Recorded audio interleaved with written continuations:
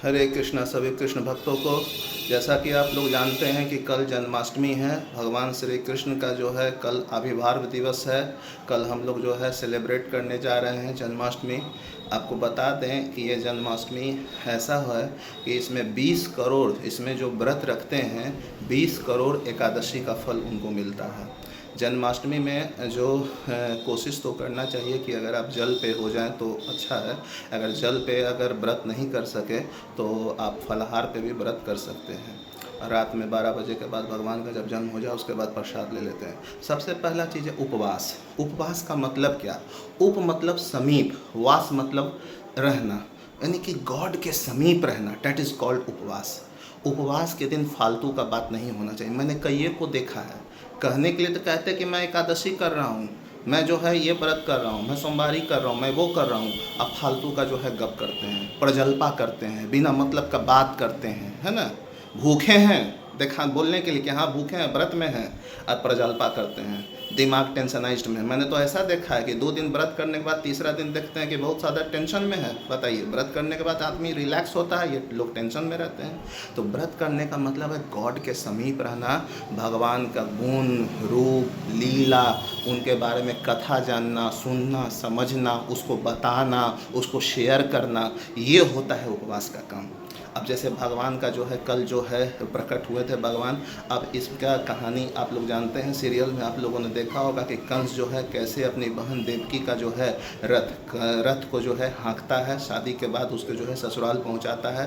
कंस समझ जाइए कि एक सफ़ेद पोश में एक जो है चोर किस्म का आदमी था। पूरे स्वर्ग लोक से लेकर के पाताल लोक तक हाहाकार मचाया हुआ था। अब लोग जो है देवकी के रथ को हाँकते देखा तो देवताओं को उस लगा कि भाई अगर ये सुधर गया तो फिर भगवान कैसे आएंगे, इसका वध कैसे करेंगे, है ना।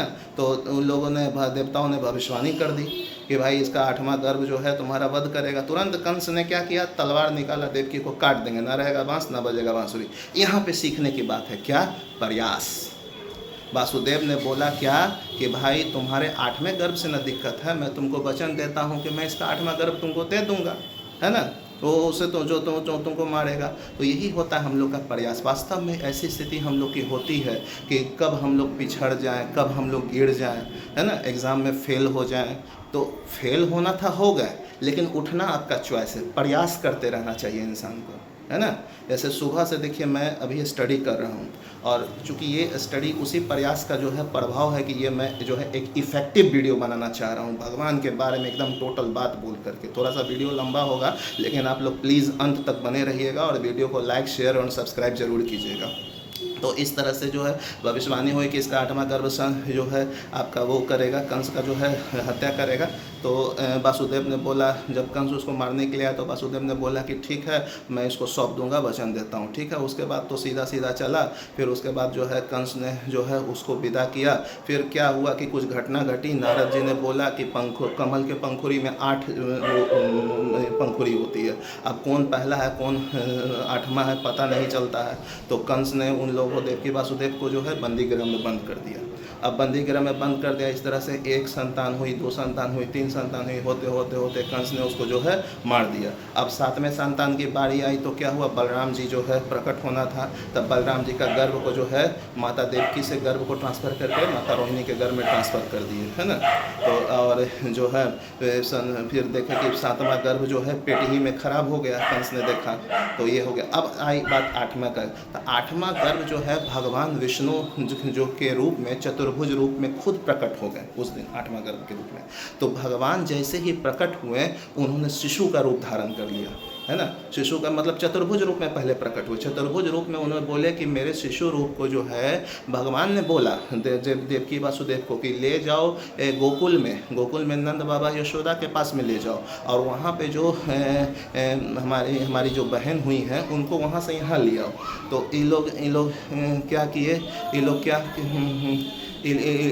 क्या किए, इनको जो है इधर से उधर जो है ले जाने की तैयारी कर दी। इसमें ये देखने की बात है कि जो देवकी वासुदेव के पास जो है कपड़े थे, उस कपड़े में क्या हुआ, प्रसूति गृह बनाया गया, और उस कपड़े पर जैसे ही कृष्ण को लपेटा गया, है ना, कृष्ण को लपेटा गया तो क्या हुआ कि उनका जो पैर जैसे ही उस पर पड़ा तो क्या हुआ कि सारा जो है बेड़ियाँ जो है खुल गई। ये हमको ये सिखाता है कि जैसे ही कृष्ण हमारे लाइफ में आते हैं, सारी जो है कष्ट दुविधाओं का निवारण होता चला जाता है।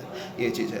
पहरेदार अपने आप जो है सो गए, यानी कहने का मतलब कि कृष्ण जैसे ही हमारे लाइफ में एंट्री करते हैं, हमारे बाधा दुख तकलीफ सब जो है ऑटोमेटिक ख़त्म हो जाता है। तो इस तरह से वासुदेव जी कृष्ण को जो है, भगवान कृष्ण को, लॉर्ड कृष्णा को ले गए माता यशोदा के यहाँ, नंद बाबा के यहाँ जो है ले गए, और वहाँ जो कन्या जन्म ली थी उनको जो है लेकर करके यहाँ आ गए।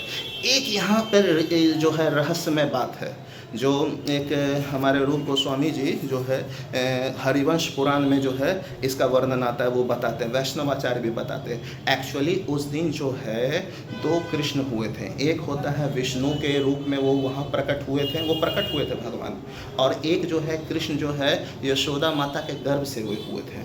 यशोदा माता ने उस दिन दो बच्चों को जन्म दिया था, कृष्ण जो गर्भ से दिया था, और एक जो है वो योगमाया जो है देवी दुर्गा देवी, उनको जन्म दिया था। तो जब वासुदेव जी यहाँ से कृष्ण को ले गए, तो वो यशोदा माता वाला कृष्ण, ये कृष्ण, दोनों कृष्ण क्या हुए, मर्ज हो गए, है ना। यानी कहने का मतलब कि दोनों कृष्ण मर्ज हो गए, यानी कि जो गोकुल में राक्षस, बकासुर, अघासुर, पूतना, इस सब का जो वध किए थे, ये वासुदेव कृष्ण वाले वध किए थे। और जो रास लीला है, फिर आपको जो है प्रेम लीला है ना, माधुर्य लीला है ना, वृंदावन की और भी हंसमुख लीला है, ये सब जो है यशोदा वाले कृष्ण ये जो किए थे। कृष्ण कहते हैं वृंदावनम परिताजम पादम एवं न गच्छति,